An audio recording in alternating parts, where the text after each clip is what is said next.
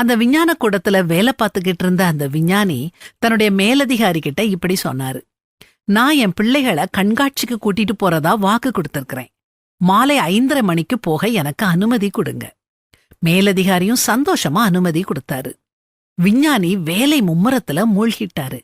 திடீர்னு கடிகாரத்தை பார்த்தாரு. மணி இரவு 8:30. பிள்ளைகள் வீட்டுல பிரளயம் கிளப்புவாங்களேங்கிற பயத்துடனே வீட்டுக்கு போனாரு. வீட்டுல மனைவி மட்டுமே இருக்கிறத பார்த்து பிள்ளைங்களை எங்கன்னு கேட்டாரு.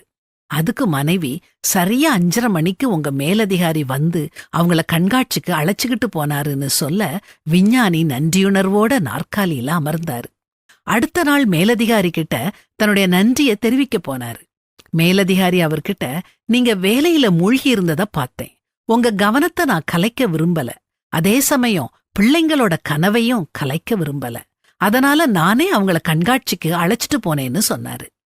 இப்படிப்பட்ட மேலதிகாரிகள் இருப்பாங்களான்னு நீங்க நினைக்கிறது எனக்கு புரியுது. இது கதை இல்லைங்க, உண்மையா நடந்தது. இந்த மேலதிகாரி வேற யாரும் இல்ல, நம்ம ஏபிஜே அப்துல் கலாம் தான். எஜமான்களே, உங்களுக்கும் பரலோகத்தில் எஜமான் இருக்கிறார் என்று அறிந்து வேலைக்காரருக்கு நீதியும் செவ்வையுமானதை செய்யுங்கள் அப்படிங்கிற வேத வசனத்துக்கு ஏற்ற மாதிரி இவர் இருந்திருக்கிறாரு இல்லையா? நாம எப்படி இருக்கிறோம்? நமக்கு கீழே பணிபுரியும் பணியாளர்கள் கிட்ட அன்போடும் பண்போடும் பழகிறோமா? அவங்க தேவை அறிஞ்சு அவங்க கேட்காமலே அவங்களுக்கு உதவி செய்யறோமா?